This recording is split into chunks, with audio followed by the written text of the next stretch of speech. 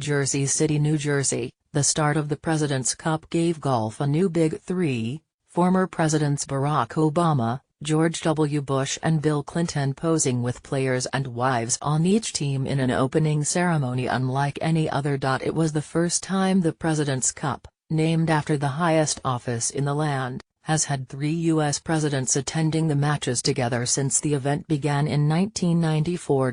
The U-shaped grandstands around the first tee at Liberty National were at capacity more than an hour before the first tee time Thursday. Most of the players were warming up on the range. Phil Mickelson, in the 5th and final match, came over early to clasp hands with all three.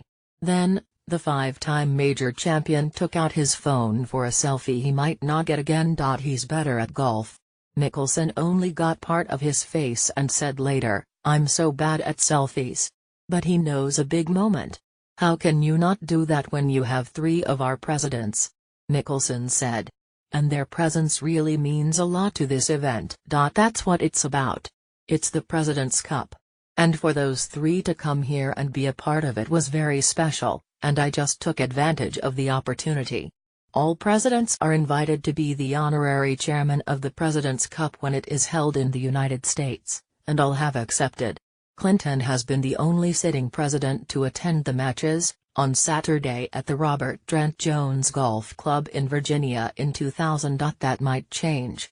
The PGA Tour was preparing for a visit by President Donald Trump on Sunday, though it has not been confirmed.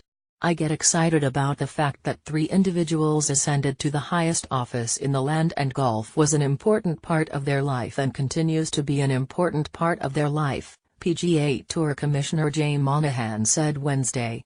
"I think it's a great statement for our game. There was plenty of buzz on the first tee, especially when a platform behind the tee began to fill." All 3 PGA Tour commissioners dating to 1974 were there: Monahan, Tim Finchem, and Dean Beman. The loudest cheers were for Jack Nicklaus and Gary Player, who along with Arnold Palmer were the big 3 during one of the early growth periods in golf. Palmer died a year ago Monday. And then the U.S. presidents filled the box. Mickelson got his selfie, and before long other players and assistant captains filed over to see the presidents. They stepped out of the box to stand to the back of the tee as Charles Schwartzel of South Africa and Ricky Fowler hit the respective opening tee shots. "It was one of the most exciting moments of my life, standing there," Schwartzel said. "I was looking forward to this President's Cup for a very long time, and I didn't expect all the presidents to be there. Just to get to meet them was a dream come true for me. Then to hit that first tee shot with the wind pumping off the right was quite intimidating." Fowler felt the nerves, too. He also had the opening tee shot after Schwartzel hit. "Luckily, I hit a good one, so it was a weight off my shoulders," he said. The presidents then went over to greet the wives of the international and U.S. teams and stayed behind for the rest of the matches to begin. Clinton and Bush met with both teams on the eve of the matches atop the Freedom Tower. U.S. Captain Steve Stricker and international captain Nick Price said they struck the perfect tone for the matches with inspirational messages on countries and people coming together.